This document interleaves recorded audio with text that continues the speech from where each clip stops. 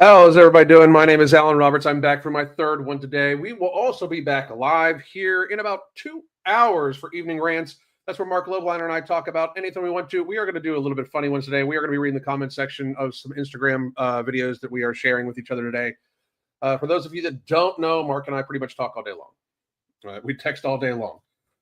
Partially because we're business partners and we have a couple other business ventures coming up. And also we're linked by the ADHD. Just like literally fucking linked. It's kind of crazy. So as YouTube fucking already hates me, as I've been getting more views on Rumble and on X than YouTube, I thought I'd test the waters here a little bit with these bitches, especially because it's a whole new motherfucking world.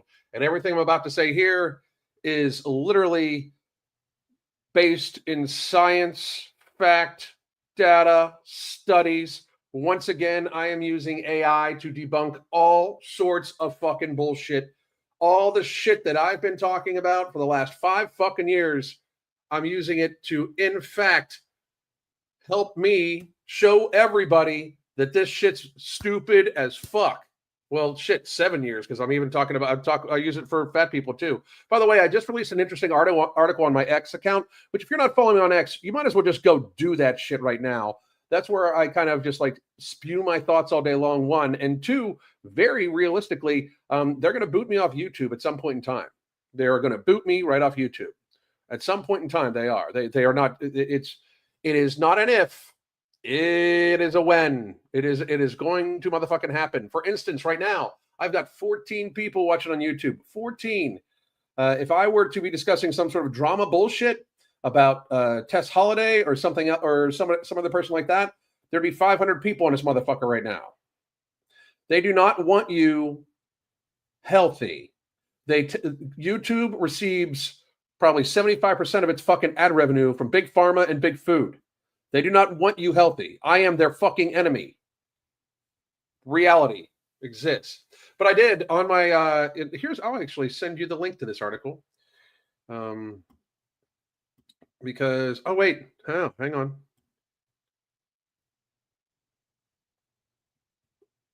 Give me 1 second. That's right, we did. So, articles. Boom, boom, boom. Published. So my latest one is the case for fraud when airline seats a morbidly obese passenger next to you. They've committed it. And it's factual. I've said it for a long goddamn time. If you take your seat on an airplane and a 400-pound person comes and sits next to you and they're pouring over to your seat, the airline has committed fraud. Hire a lawyer. We need to start suing the fuck out of the airlines. Hire a goddamn lawyer. And if they give a seat away to a person who is big just because they're big and they just give them the seat, why don't you get a second seat? I thought it was equality, right? Why do they deserve a larger seat than you for what they fucking do? Anyway, that's completely beside the point. Of this one, we are going to today view this article, and this article is no, that's not the one I wanted either. Damn it. Where is that? I have so many right now. I've published so many articles.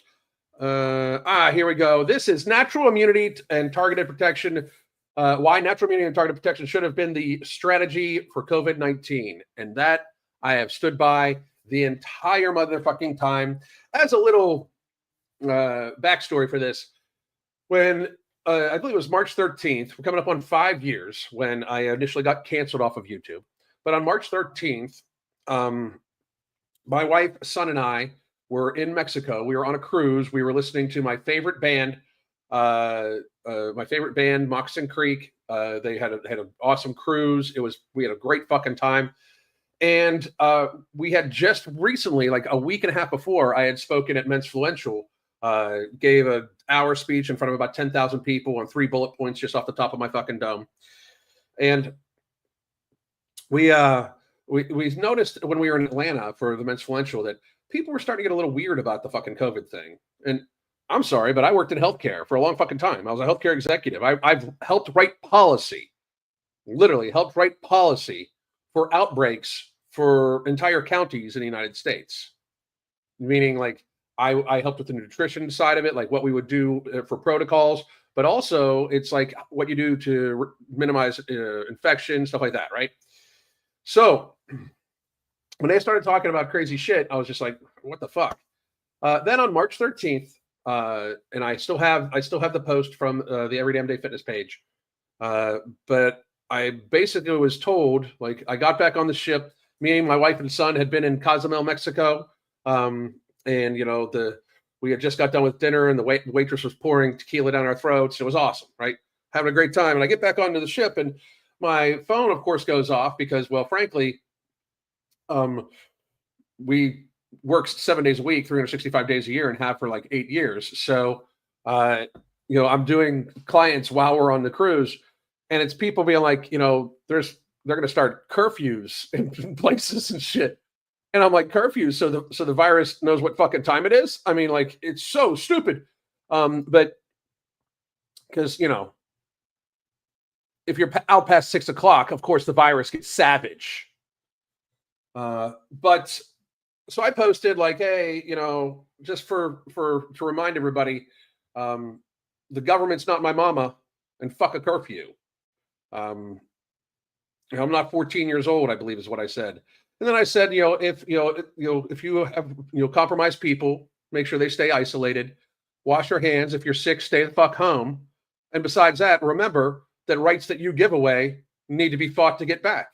So don't give up your fucking rights. And I'm sorry. And what was weird, I think, is because I hadn't been very political up until then. Because the thing is, I'm not very political. People think I'm an alt-right person or whatever. I am a constitutionalist, basically. I am more of a populist constitutionalist. I want my fucking freedom. We live in a constitutional republic. My freedom should not be infringed upon by anybody, including the fucking government. I have the right to free speech. And if that is, if I am censored, the government should step in and be like, hey, YouTube, you can't censor this motherfucker just because he's saying something that you don't agree with. I have the right to own any and all firearms that I want. The government should have literally nothing to fucking do with any firearms I own. There should not be a background check. The government shouldn't even be able to tax that shit. They should not be able to tax what is a fucking right. We have our Second Amendment to protect ourselves against the fucking government. It is not about hunting. It is not about anything like that. And even if it was about hunting, people are like, you don't need an AR-15 to go hunting. I can tell you this right now. I'm going to take mine hunting. When I go hog hunting, you better goddamn believe I'm taking the AR. Because I need to be able to get off quite a few rounds, because if you shoot one, they charge you, and they will fucking kill you and eat you alive. But anyway, we then saw, when we got back, how crazy and motherfucking stupid people in the government started fucking acting. 6 feet? Are you fucking kidding me? Who the fuck? Like, it's like they did no research. And Fauci even admitted that shit was made up. And I was saying forever that shit's made up, because as a goddamn newsflash, viruses travel on aerosolized vapor from your lungs and your nostrils. And that aerosolized vapor is super fucking tiny, will go through any fucking mask besides a very seriously well-fitted fucking N95 mask, or like, the actual suits that they fucking wear when they're playing with viruses, which they shouldn't be doing anyway. And it travels 30 motherfucking meters. 30 meters.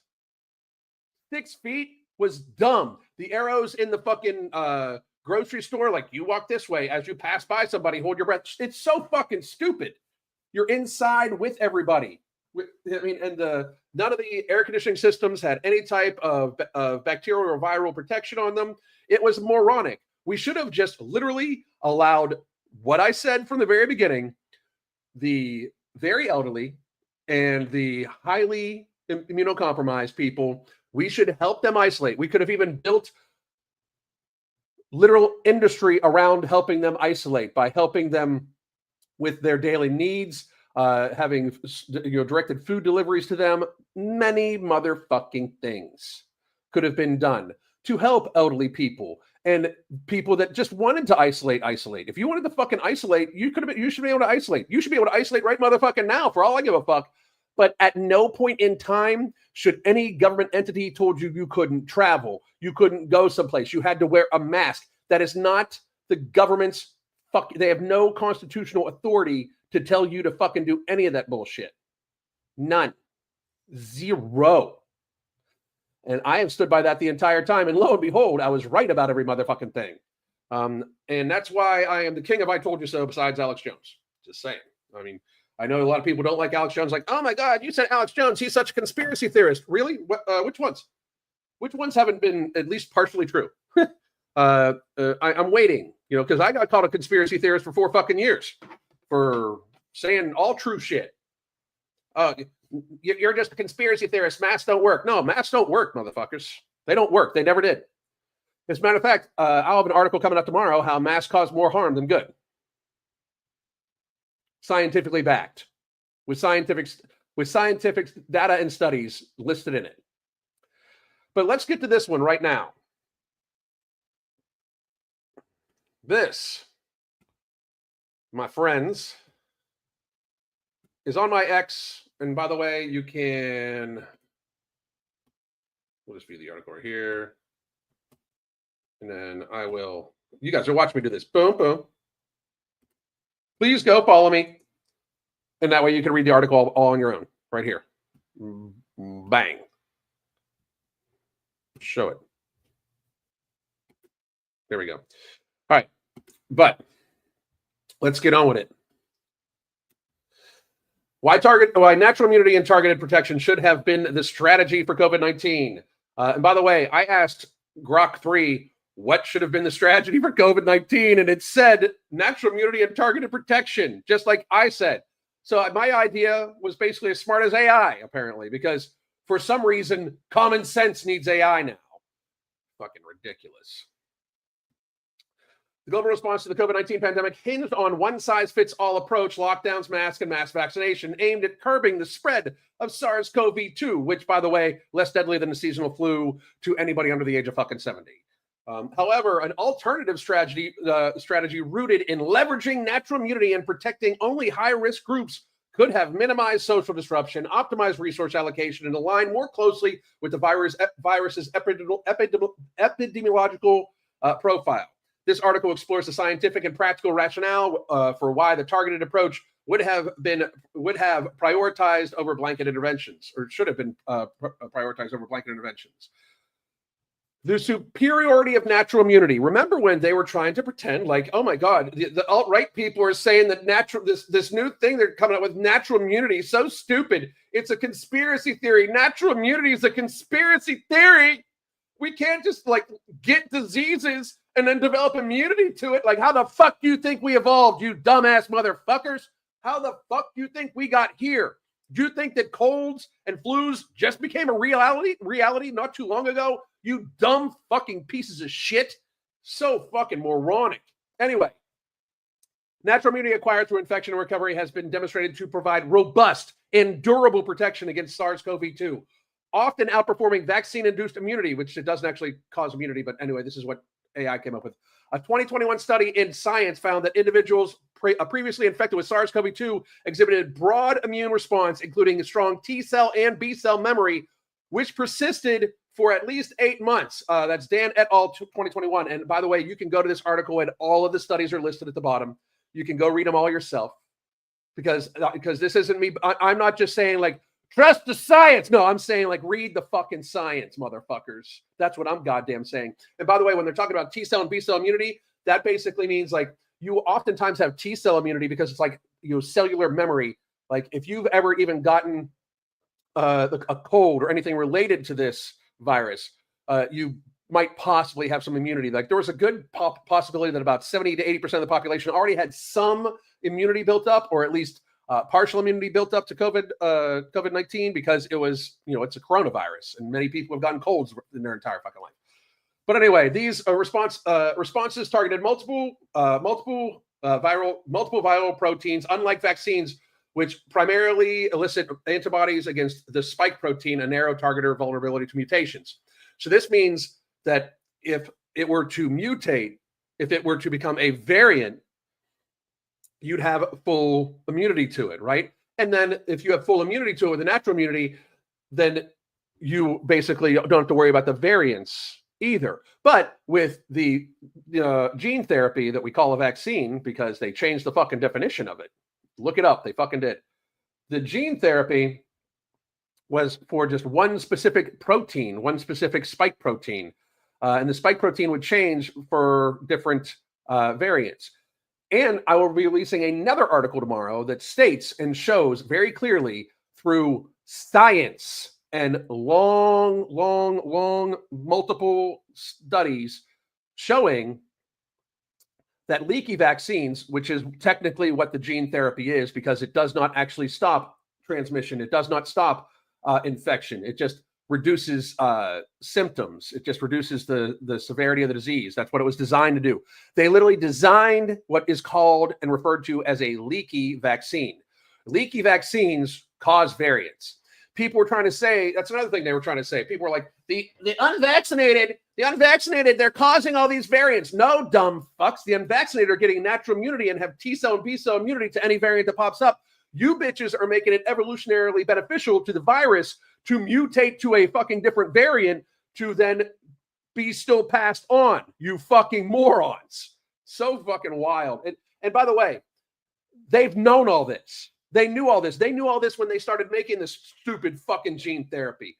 They knew all of this. They knew that leaky vaccines promote mutation and promote variants. They knew this. It is not even a fucking question about it. And there will be an article about that tomorrow.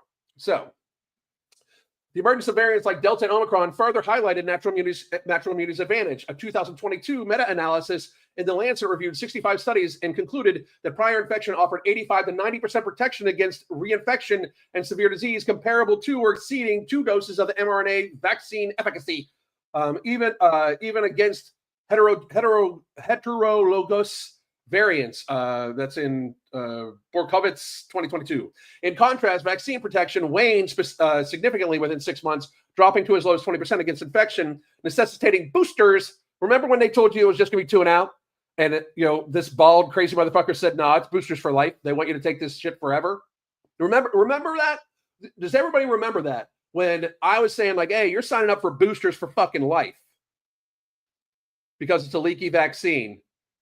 Remember when I said that? And then everybody's like, no, you don't know what you're talking about. Are you a doctor? I got asked if I was a doctor so much. No, bitches, I'm not a doctor. I was just right. There's a big fucking difference. But they kept, are you a doctor? Are you a doctor? Like, no, motherfucker, it's going to be more than 2 shots. Anybody that thinks it's going to be 2 shots, you were an idiot. And then lo and behold, the vaccine cards come out with 4 slots on it. Why the fuck do you think they gave you a vaccine card with 4 slots if it was just going to be 2 shots? Morons. So fucking sick of this bullshit. Anyway. Okay, where were we at? Oh, here we go. A 2021 Israel study, one of the largest real-world analyses, found that naturally immune individuals were 13 times less likely to contract Delta than vaccinated individuals without prior infection. Gazette 2021. This durability stems from the immune system's exposure to the full virus, not just a single antigen. A 2023 study in natural immunology showed that natural infection induces mucosal immunity in the respiratory tract. IgA antibodies that block viral entry, whereas vaccines primarily generate systemic IgG, offering less frontline defense. That's in Wang et al. 2023. By allowing low-risk population to acquire immunity naturally, herd immunity thresholds could have been reached more substantially, reducing reliance on repeated pharmaceutical intervention. Now, I will say this. This is something I wanted to talk about, and I've talked about it many times. If those of you that haven't heard it, you're about to hear it. But this is another reason why they wanted people to get fucked up. They wanted to take over. Nothing tells me differently. Here's how I can tell you this right now. So does everybody remember in March when all of a sudden, they rushed to have all the colleges send the college kids home, right? People that literally were at almost no risk of death unless they were super fucking sickly. they were almost at no risk. Now, at that time of the year, college kids had flown across the country to meet other kids from all over the fucking place at their universities, right? Then they fucking did their college kids things. They rolled all over each other, all of them, drinking together, fucking together, all that shit, blah, blah, blah, right? So then all of these college kids go on spring break. So they disperse to different spring break locations to meet other kids from other colleges around the fucking world. And then they do the spring break thing where they fucking roll all over each other and drink together and party together and everything like that, right? And then they go back to their fucking colleges to, in fact, roll all over each other, crawl all over each other, and do all that shit. By the way, this is in 2020. The COVID-19 virus had been in America from at least August of 2019, if not earlier. And that is factual also. So these kids, I shouldn't call them children because I was just talking about them rolling all over each other. These young adults who were busy trying to get their degree in basket weaving. Some of them were getting better degrees than that. I'm sure a few of them were in gender studies or something like that. But anyway, and I'm kidding before everybody gets really upset. However, so these children were exposed likely dozens of times, right? Dozens and dozens of times. So there's a strong chance with the 2-week incubation period of COVID-19 that these people had it and they didn't know it yet, right? So, of course, if you wanted to, I don't know, disperse it even more across the country, you could take these young, healthy people, or healthy-ish, we're not really healthy anymore, but healthy-ish people, you could take them and you could make them go home to their middle-aged parents who are fat as fuck and their elderly grandparents who are immunocompromised. Why the fuck would we not house them in place? Why the fuck would we not have college kids just shelter in place? Through the 2 weeks to slow the spread, 2 weeks to slow the spread was, first of all, the dumbest motherfucking idea ever. We were already at the peak of the second wave, likely. The first wave was in August, September, October of 2019, because it's called COVID-19, dumb motherfuckers. And then the next wave peaked probably in March, early April in America, and then it was waning off already. There's a thing called Farr's Law. You're going to have to look it up, and it talks about that, where it talks about how it happens in waves like that, and the waves get smaller and smaller and smaller, right? So if we would have housed these people in place, allowed them to develop their natural immunity after 2 weeks, and then they go the fuck home, they're not going to be spreading the virus, transmitting the virus, anything like that, because they have robust natural immunity. And this is how this has always been done. This is how it's always historically been done for new pandemics and shit like that. But they, for some reason, needed to fucking get this virus to everybody so then they could justify the jibby jab, which they couldn't even justify the jibby jab without suppressing ivermectin, hydroxychloroquine, and just about, vitamin D. They literally suppressed vitamin D. Mark Lobliner literally almost lost the Tiger Fitness channel because he talked about vitamin D. That's no shit. All right, so now we stratified risk of cases and focus protection. SARS-CoV-2 does not pose a uniform threat across populations. A fact evident from the outset. It was evident from the very motherfucking beginning. The very motherfucking beginning. Age and comorbidity sharply delineated risk.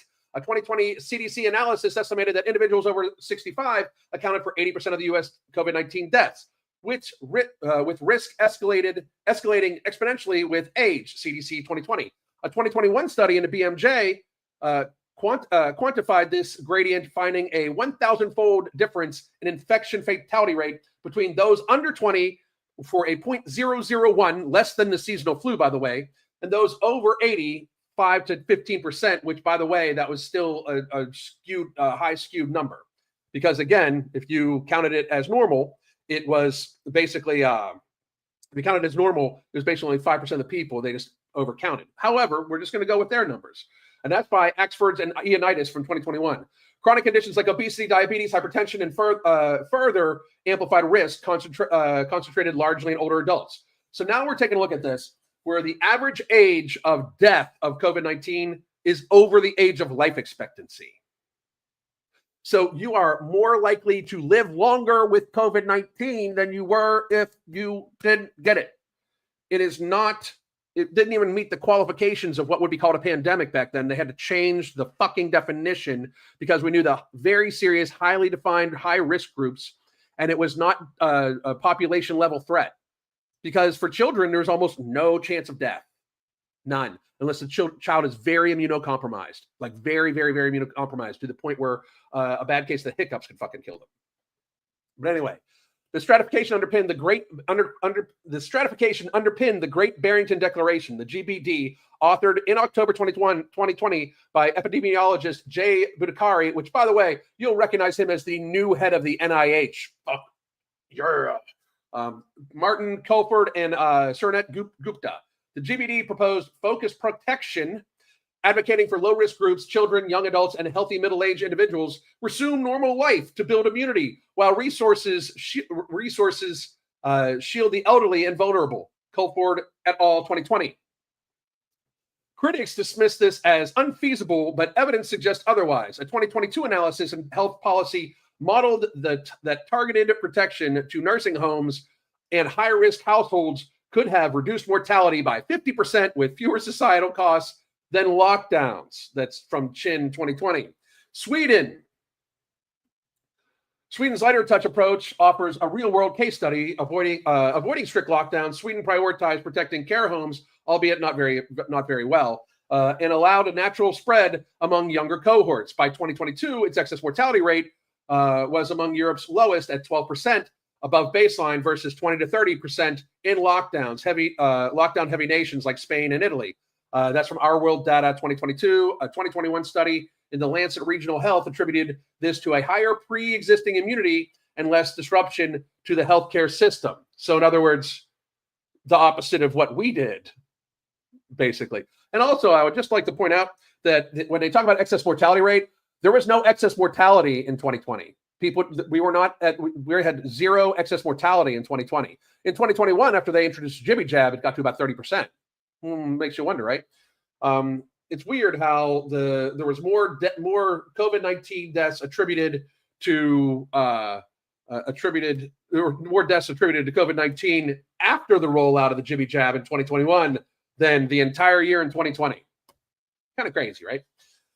So the cost of mass interventions over targeted strategies. Mass vaccination and lockdowns impose significant collateral damage, which a natural immune-focused strategy could have mitigated. Lockdowns disrupted education, mental health, and economies, with UNICEF reporting that in 2021 that school closures affected 1.6 billion children, exacerbating learning loss and poverty, UNICEF 2021. A 2022 study in JAMA Psychiatry linked lockdown isolation to a 25% rise in anxiety and depression globally.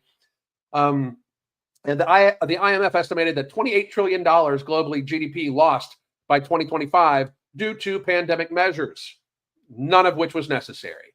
Vaccinations, while effective, I don't think so. For high-risk groups, I'll be doing a whole article on that. You better fucking bet your ass, motherfuckers. Introducing risks and unknowns when applied universally. Myocarditis in young males reported at rates of 1 in 2,000 to 5,000 after mRNA injections, which, by the way, is normally 1 in like 10,000 to 100,000. It exemplifies a harm that outweighs the benefit in its demographic, with nearly zero COVID-19 mortality risk. So if you're if you're a young male, you had almost zero risk of dying. Why were we injecting babies? Why are we still injecting babies? Why is this on the fucking childhood schedule at all? They're not at risk of it. And the Jibby Jab does not stop transmission or infection. So therefore, you're not trying to protect anybody else by taking it. You're trying to protect the fucking individual. And the fucking individual is already not at risk. Anyway. A 2020 cost-benefit analysis in Journal of Medical Ethics argued that vaccinating healthy children yielded negligible public health gains, given that they're low risk and high natural immunity potential. Resource allocation also suffered. Mass vaccination campaigns consumed billions, diverting funds from ventilators, which killed a bunch of people too, antivirals, and hospital capacity. Tools more directly tied to saving high-risk lives. A 2021 critique in Health Affairs noted that the U.S. spent $16 billion on Operation Warp Speed while nursing homes faced staffing shortages and inadequate PPE. Focused protection could have redirected those resources to where they mattered. There should have been never a problem with PPE because it should have been only worn by the people that had worn it beforehand. When did you ever see anybody even walking around in a fucking hospital just with a mask on before 2020? That shit was meant for like literally the fucking surgical room. That's it. That's all. You didn't see it. I know you didn't see it. I toured hundreds of ICUs, hundreds of them. I would do meal rounds every time I would go to one of my hospitals. Every time I would go to a skilled nursing, I never wore a mask, ever. Do you know why? Because they are bad for you.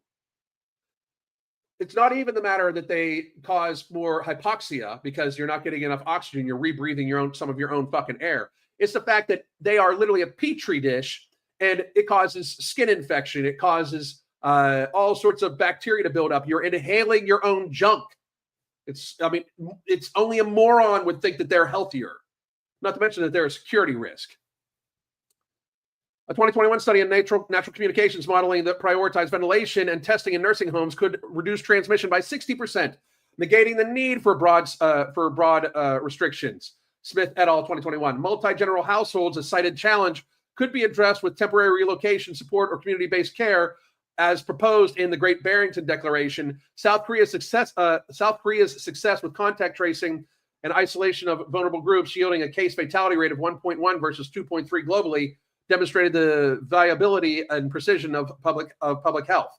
Natural immunity's role could have been accelerated by encouraging safe exposure in low-risk groups. Guided by seroprevalence data, a 2022 study in the Lancet Infectious Disease estimated that 50 to 70% of population had immunity by mid-2021 from infection or vaccination, suggesting herd immunity was achievable without universal mandates. Watson et al. 2022, combining with the antivirals like Paxlovid, and also we had monoclonal antibodies for the vulnerable, approved in late 2021, would have further reduced mortality. I've heard bad stuff about Paxlovid, so I don't really advocate for that, but it's in the article, so I read it. Ethical and scientific alignment. A natural immunity and focused protection strategy aligns with medical ethics and evolutionary biology. The principle to do no harm favors minimization interventions in healthy, low-risk individuals, avoiding vaccine-related adverse events and lockdown-induced suffering. A 2022 editorial in the Bioethics argued that mass policies violated autonomy and proportionality, disproportionately burdening the young for the old's benefit. Biologically, humans have co-evolved with respiratory viruses, developed herd immunity through exposure. A 2021 review in Immunology Reviews noted that coronaviruses like SARS-CoV-2 typically transition to endemicity as immunity builds. So it becomes a yearly thing. It was always going to be endemic, by the way. Anybody that told you that we were going to defeat, stop COVID either lied or was fucking stupid, and that includes anybody in the fucking government. If anybody had said we are going to beat this virus was a fucking liar or a moron. It had already been around the world once or twice. We are not stopping it. It is a highly contagious upper respiratory virus. It is not being stopped. You are not stopping that bitch. The best thing to do is develop natural immunity anyway. And I know, oh my God, people might die. Well, that's nature, motherfuckers. And the people that normally do the dying from everything were the people that were normally doing the dying during COVID. Very elderly, very sickly people, and fat people. Reality exists. Anyway, a 2021 review in Immunology Reviews noted that coronaviruses like SARS-CoV-2 typically transition to endemicity as immunity builds. A process mass vaccination may delay by suppressing natural spread. Focused protection accelerates this transition while safeguarding the vulnerable, mirroring how societies historically managed influenza pandemics. Conclusion. The COVID-19 pandemic demanded a nuanced response, not a blunt instrument. Natural immunity's durability and the virus's stratification risk profile argued for a strategy of focused protection over universal measures. By allowing low-risk groups to build immunity naturally while shielding the elderly and comorbid, governments could have reduced mortality, preserved societal function, and avoided the ethical pitfalls of coercion and overreach. Scientific evidence from Sweden's outcome to robust immunological data supports this approach as a missed opportunity. Future pandemics must heed this lesson, prioritizing precision over panic. I rest my motherfucking case. That's all I got. I'll take any questions for about 10 minutes, and then I'm going to set my wife up for her class. Anyway, your sneeze can spray. Your sneeze spray can travel something like 10 to 12 feet, and unless in sunlight, viruses can last 20 feet beyond this infected sneezer. Exactly. Yes. And it's a control mechanism. I know people are going to say this, but anybody that doesn't realize that this was like an authoritarian push to take over, you're not seeing the whole picture. You're just not. Okay, money, yes, but they've already got all the money. They already control most of the assets of the world. BlackRock, Vanguard, State Street, those people. The people that own the World Health Organization, the people that own Pfizer, the people that own Moderna and stuff like that. The big, rich, powerful people whose names we don't even get to know, they already have the money. It's not the money. They're able to control the masses, right? And they were able to fucking rig an election. Just saying. Like, there is no reason, zero reason why young, healthy people or anybody that wanted to, for that matter, to go out shouldn't have been able to just go and do whatever the fuck you wanted. Not one motherfucking business should have been closed. Not one. Not one. That shouldn't have been the government's. The government overstepped their bounds by closing down shit. And this is one thing that, I voted for Trump this time. I voted for him in 2020. But I will say this. This is where he failed the first time, and I'm happy to see he's not doing it this time. He failed the first time because he trusted the fucking regime to fill his fucking cabinet. This time, he's got people like the new leader of the NIH who wrote the Great Barrington Declaration, like RFK heading up HHS. Because very frankly, the last time they had complete control once they said, oh, we have a pandemic. Now we need to listen to Fauci. Now we need to listen to NIH. The CDC can now tell people what to do. The CDC has no authority at all whatsoever. They have no authority. They're supposed to be informational only. And again, they're called the Center for Disease Control and Prevention. What diseases have they controlled or prevented? Zero. None. It's just gotten worse since their fucking inception. But anyway. And if the shots are so safe, why do the pharma companies have complete immunity? That's something that needs to be rectified. If we take away the immunity, I bet you that a lot of the vaccine companies don't make vaccines anymore.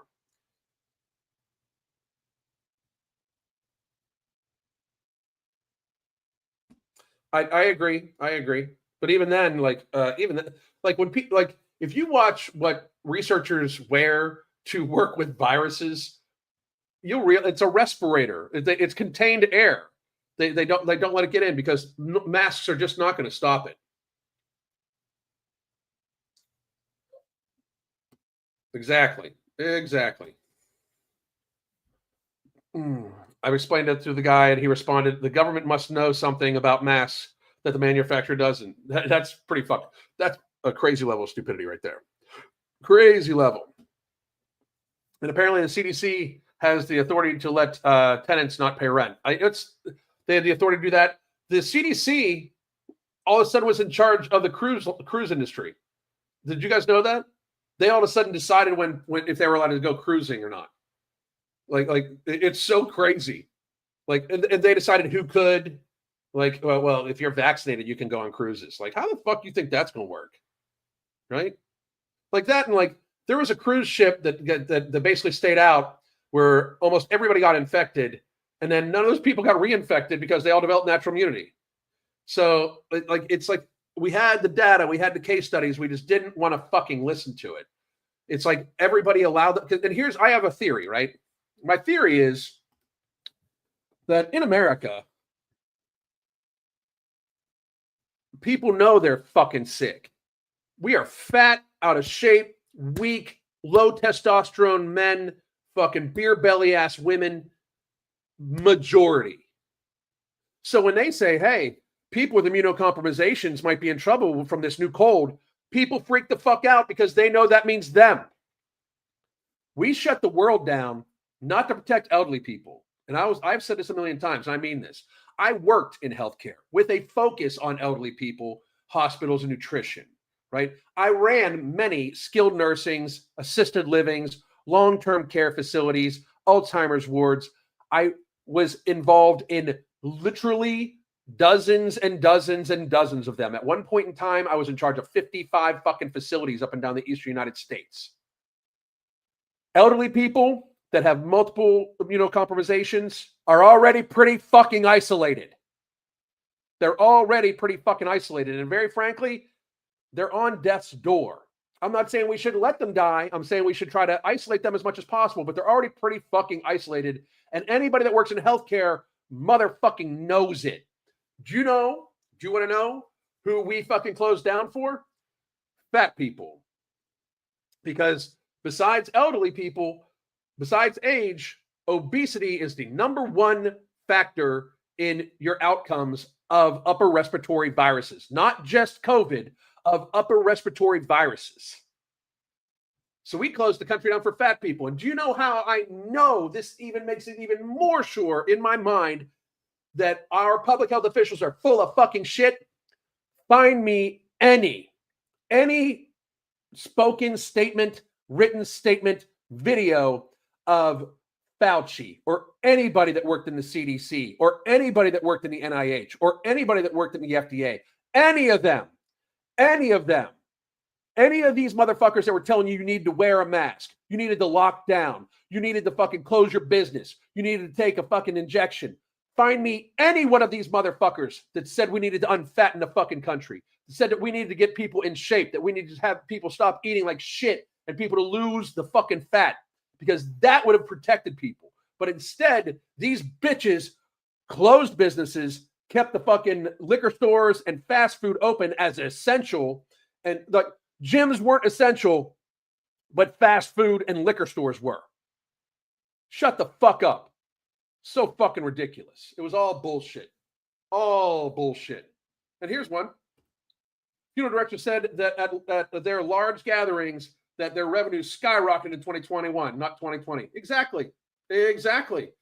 Which proves that what Alan said, that excess death mortality didn't increase in 2020, only in 2021 after shots came out. Exactly. 100%. It's data. It's reality. It's not me making shit up to sound right. I just fucking was right. That's all there is to it.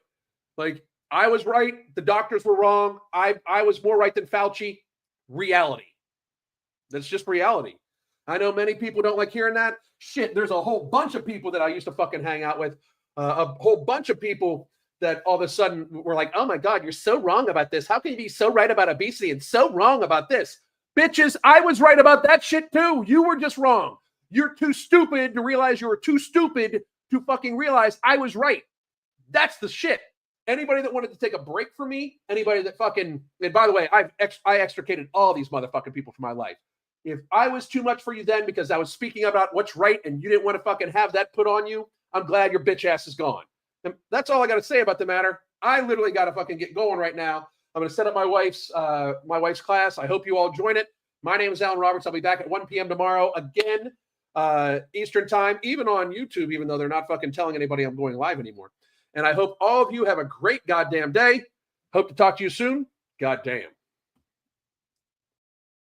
Are you currently taking LMNT for your electrolytes? That's great. Electrolytes are very important, especially for athletes. The problem is I think they took it a little too far. 1,000 milligrams of sodium per packet. That's great if you're an endurance athlete running in high temperatures, 100 plus. But if you're not perspiring that much, if you're not doing that much activity, if you're simply exercising, well, normally, it's a lot. You're looking at intake, you take a few packets, 10,000 milligrams of sodium a day. So what I like to do is I like to flavor all my water with electrolytes, because electrolytes are vitally important and vitally important for you to intake. Now, what do? I take Ambrosia Hydroglyph. So Ambrosia Hydroglyph, available in stick packs as well as bags. Now, it's beyond sodium, potassium, magnesium. It has other things that'll help your body keep muscle and perform better. It has the essential amino acids. It has your branched chain amino acids. It has velocitol, which doubles the power of those amino acids. It even has my HMB. So if you're really training hard, it staves off muscle loss. If you're looking for something well beyond the current electrolyte you're taking, something that won't overdo it, but give you everything needed to perform at your best and be as healthy as possible, Ambrosia Hydroglyph is your choice.